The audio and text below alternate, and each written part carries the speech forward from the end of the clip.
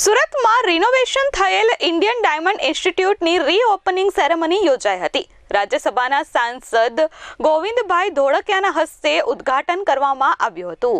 સુરતના સુમલડેરી રોડ પર આવેલ ઇન્ડિયન ડાયમંડ ઇન્સ્ટિટ્યૂટ દ્વારા આજે રિનોવેશન કરેલ જેમ testing laboratory, auditorium, administrative office અને ટ્રેનિંગ ડિપાર્ટમેન્ટનું રીઓપનિંગ કરવામાં આવ્યું છે. 47 વર્ષ પહેલા સ્થાપના થયેલ ઇન્ડિયન ડાયમંડ ઇન્સ્ટિટ્યૂટમાં સેન્ટ્રલ ગવર્મેન્ટ અને ગુજરાત ગવર્મેન્ટ પણ સંકળાયેલ છે. અહીં ઉમેદવારોને ડાયમંડ અંગે સમજ આપવામાં આવે છે અને તેમની મશીનરી વિશે માહિતી આપવામાં આવે છે અને ટ્રેનિંગ આપી તેમનું ભવિષ્ય ઘડવામાં આવે છે. જે આજે રીઓપનિંગ સેરેમનીમાં રાજ્યસભાના સાંસદ ગોવિંદભાઈ ધોળકિયા ઉપસ્થિત રહ્યા હતા અને તેમના હસ્તે નવી ઓફિસોનું ઉદ્ઘાટન થયું હતું.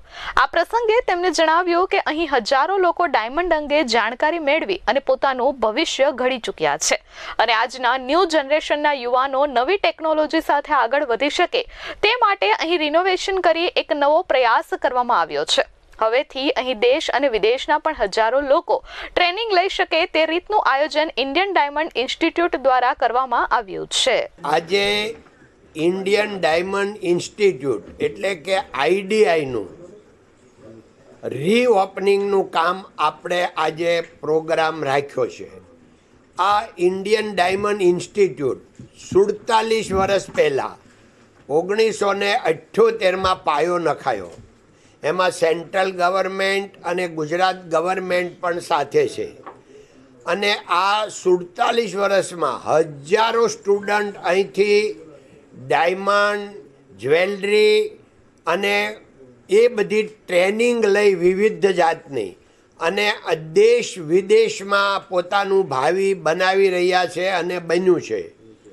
એ સમયે આ ઐતિહાસિક સંસ્થા ઇન્ડિયન ડાયમંડ ઇન્સ્ટિટ્યૂટમાં અત્યારે દિનેશભાઈ નાવડિયા જે ચેરમેન તરીકે નવનિયુક્ત થયા અને એણે બહુ મહેનત કરી બધા જૂના ડાયમંડવાળાને યાદ કરાવ્યું, ડોનેશન લઈ અને આખું ફરીથી આનું રિનોવેશન કરાવ્યું. આજે અમે આ બધું જોયું, જોઈને ખૂબ પ્રભાવિત થયા, આનંદિત થયા અને હવે આ જ્યારે રિનોવેશન થયું છે અને નવી દુનિયા આજની સાથે ટ્રેનિંગ સેન્ટર ચાલુ થયું છે તો હવે દેશભરમાંથી ને વિદેશથી પણ અહીંયા સ્ટુડન્ટ આવે છે અને એનું ભાવિ બનાવશે અને બની રહ્યું છે. એ બદલ ખૂબ બધાને અભિનંદન, ધન્યવાદ. જય હિન્દ, જય ભારત, નમસ્તે. કેમેરામેન મુન્ના મલબારી સાથે ધરતી પટેલ, S24 ન્યૂઝ, સુરત.